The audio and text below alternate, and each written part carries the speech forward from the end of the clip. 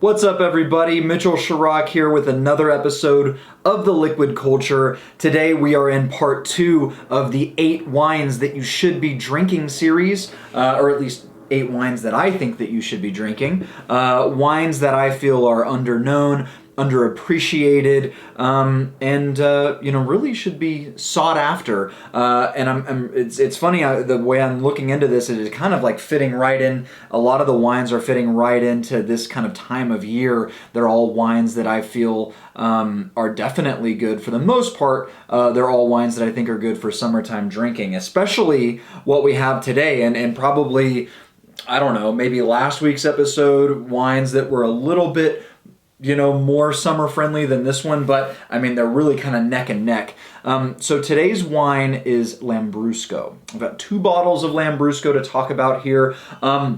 But funny enough, Lambrusco was a style of wine that I was actually introduced to by a Texas winery, Southold Farm and Cellar here in Fredericksburg. They made a Lambrusco style red wine called Horseshoes and Hand Grenades that really turned me on to this style of wine. And what that style is this light, chillable, slightly what they call in Italy frizzante red wine. So a sparkling red wine, guys. Now this first one that I have here is a little bit lighter. Definitely could be, leaning towards that really dark rosé, but I'm gonna pour one here in a second that you'll see is absolutely in the red wine category. So why is Lambrusco so interesting? So to me, I think about kind of where does the wine come from. Not only is it perfect for kind of Texas summer red drinkers, sparkling wine lovers, light red, chillable, chuggable fans out there. But I'm thinking about like where does it come from and what's exciting about that. So Lambrusco comes from Emilia-Romagna. I've actually got some props here today. So Lambrusco, here's the old bootski. So this is one of my study maps from back doing wine studies. So the city of Bologna there, kind of near the top of the boot. Let's see, boop, little blue area right there. Bam. That is where Emilia-Romagna is. And what is so cool about Emilia-Romagna is that a lot of the world's greatest food products come from Emilia-Romagna. So what do we have? We have balsamic vinegar, the legit, like the good stuff, the stuff that has its own DOC. That is where it comes from. And what's awesome about balsamic vinegar from places like Modena, which is inside of the region of Emilia-Romagna, is that it is actually made with the grape pumice from the production of Lambrusco. So it's like this full circle. Lambrusco wine gets made, the scraps are taken and used in the production of balsamic vinegar, and then when you're eating your balsamic vinegar with your cheese and your bread, you're drinking a glass of Lambrusco wine. It's a beautiful, beautiful thing. Speaking of cheese, Parmigiano Reggiano also comes from Emilia-Romagna. Balsamic vinegar, Parmigiano Reggiano, prosciutto di Parma also comes from Emilia-Romagna. So if you're thinking about this like large kind of picnic setup here, you've got your cheese board with your bread, your parm, your prosciutto, little balsamic drizzle over the top, glass of Lambrusco. Then we start creeping into dinner. What else comes from Emilia-Romagna? Tortellini, gnocchi, and bolognese. So all great food products coming out of Emilia-Romagna, in addition to this beautiful style of not too serious, fun, sparkling red wine here. I got a little something in here. I don't know where that came from. Very fun style of wine that pairs beautifully with these types of foods that also come from this area, Emilia-Romagna in north central Italy. So why is Lambrusco so cool? So Lambrusco is so cool because it is this light, frizzy, chillable, really just easy drinking red wine, and it's cheap too, really cheap. So about $15 for each of these bottles. You can find cheaper. Generally, you want to go a little bit closer to that $15 to $20 route because a lot of times those are going to be ones that are going to be dry, a little bit more serious. But again, remember, this is not supposed to be a serious wine, but you want it a little bit serious and not totally mass-produced, but very, very affordable red wines here.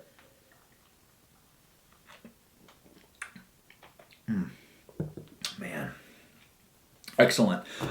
So these bottles that I have here today, let's talk about the producer. So Barbolini, I'm starting with the Lambrusco de Sorbara,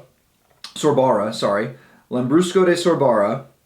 Now, this is Lambrusco di Sorbara. So Lambrusco is the grape, right? But you want to think about Lambrusco as actually the way that you would think about something like Muscat. Lambrusco is the generic kind of umbrella term for a very large family of grapes, actually 60 different varieties of the Lambrusco grape. So that's getting up there with Muscat being one of those really large families of multiple grapes, and Sorbara is the particular variety of the Lambrusco grape that this wine is made with. As you can tell from the color, really nice light. Like I said, leaning towards that kind of, is it a really dark rosé or is it a really light red? Whatever you call it, really fun. Easy drinker. So Barbolini was one of the early pioneers of making quality Lambrusco wine. So very, very well known. Their vineyard sites are located high elevation just outside of Modena. And if you are a Master of None fan, you'll know that in season 2, Modena was actually the city in which Dev had traveled to at the end of season 1. Beginning of season 2 was learning how to make pasta in Modena. So very, very familiar with all of these incredible ingredients, pastas and sauces and things like that that come from that town. Episode 2 of season 2 of Master of None was one of my absolute faves when Arnold comes to visit Dev and they just go on this whirlwind tour of Emilia-Romagna, eating and drinking and just having great times and sending high cuties off to all those ladies that Arnold was pursuing. So really, really fun episode, and if you haven't seen it, I highly, highly recommend it. So with this wine, again, nothing too serious, and it's fun because this is a wine that reminds me of summertime. Well, let me back up. It doesn't remind me of summertime. It is a wine that I like to drink in the summertime, and especially right now when we're getting towards kind of the end of summer, and you might be tired of drinking rosés and white wines and light beer and stuff like that, and you're starting to get excited about fall weather, getting back into your red wines, and this is the perfect one to do it because you can drink it in these hot summer days where you don't want something really deep and dark to weigh you down. But the really cool thing is that this wine, the flavors of this wine remind me a lot of Thanksgiving. There's this like cranberry sauce and herbaceous kind of character in this wine. Not so much the nose, you get a lot of that very, like I talked about it with the chocolate wines in the last week's episode that I did. You get this kind of very grape juice kind of vibe with it, but this one leans a little bit more towards that cranberry thing. But when you drink it, that's when you get those like herbal characters, that like fresh thyme and rosemary that really start making me really think about fall a lot, and especially Thanksgiving. I think this wine would be an excellent Thanksgiving Day drinker. Drink it early in the day while you want something light, fun, frizzy, or throw it on the Thanksgiving dinner table to kind of break up some of that all-day heavy drinking that you've been doing.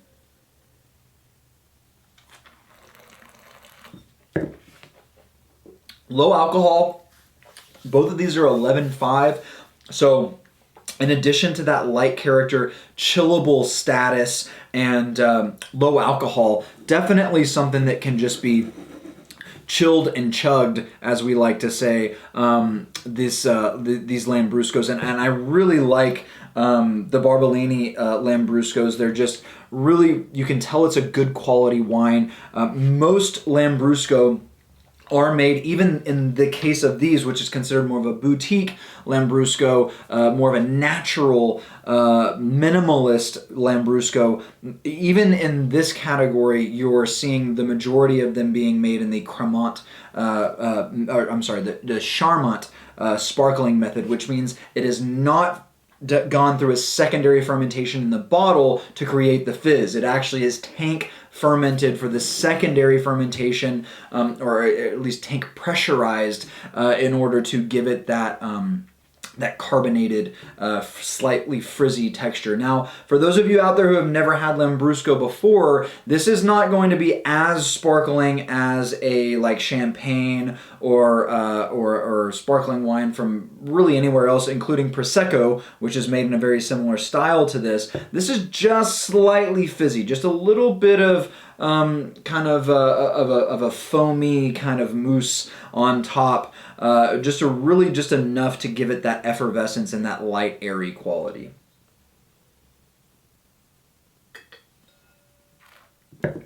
Yeah, I'm not spitting today.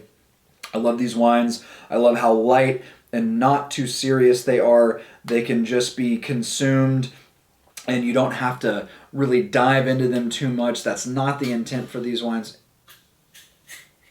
So did you hear that? Really a minimal pressure that's been built up inside of the bottle because of that just ever so lightly sparkling nature. So look at that. You see that? Just a little bit, but really nice dark color, but just a little hint of that foam right around the rim there. But look how much darker this one is than the other one. So this is Lambrusco Gasparosa di Castelvetro.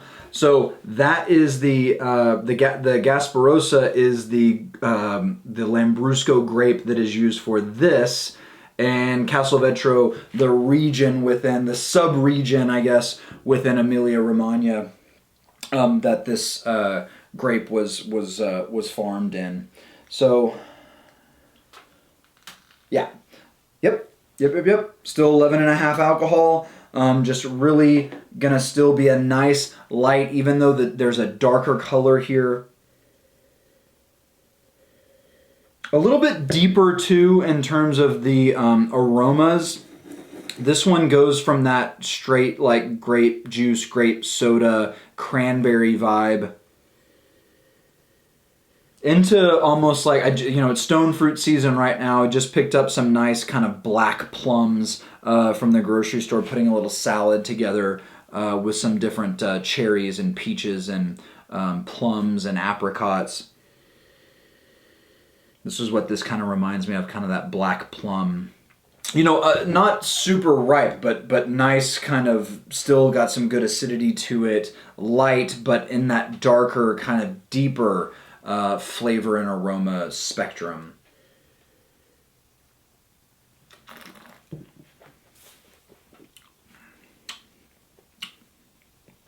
Still nice and light. I would say that this one doesn't have as bright of acidity as the first wine did. This one honestly even has a little bit more. It's tough to say. The acidity being lower almost makes it it tastes a little smoother on the palate, but then you have a little bit of lingering texture from some tannin here. Definitely think that this one's a little bit more food pairer for the Gasparosa. But I think that, so if we were to categorize these two, I think that both are very, very food friendly.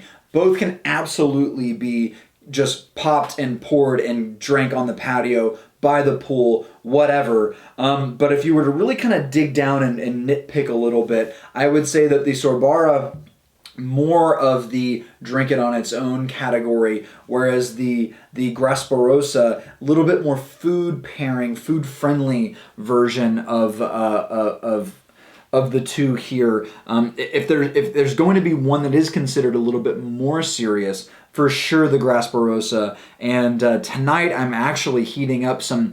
When I make big things like curries, sauces, things like that, purees. I usually make in abundance just because you're going through the work already, right? And then I freeze a good portion of them. So today, I'm actually going to be reheating some bolognese that I made earlier in the year, and gonna do a little something tricky with it. Actually, instead of going pasta bolognese, I'm doing mashed potatoes, churning in some Parmigiano Reggiano into those mashed potatoes, doing the bolognese on top, almost like an Italian shepherd's pie, one might say.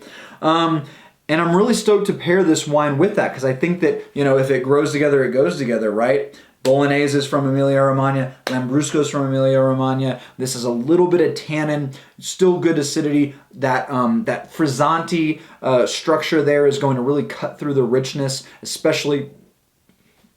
That's a problem with the sparkling wines. They, you know, get you a little bit burpy, just like last week, right? But yeah, so I think that frizzante cut through that rich bolognese, especially pairing it with those potatoes. It's going to be an ultra rich dish. I'm super stoked to have these two Lambrusco to pair with dinner tonight, and always excited to drink Lambrusco. So again, remember, light, chillable, chuggable, cheap.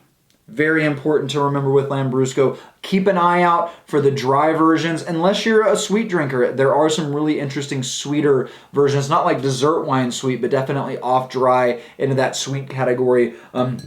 These are both definitely bone dry. So do a little research before buying, but I would absolutely check out Lambrusco wines, both in the style and get them from the homeland, Emilia-Romagna. Have them with some Parm, have them with some balsamic, and enjoy yourself. Mitchell Chirac, The Liquid Culture. We'll see you guys next time. Later.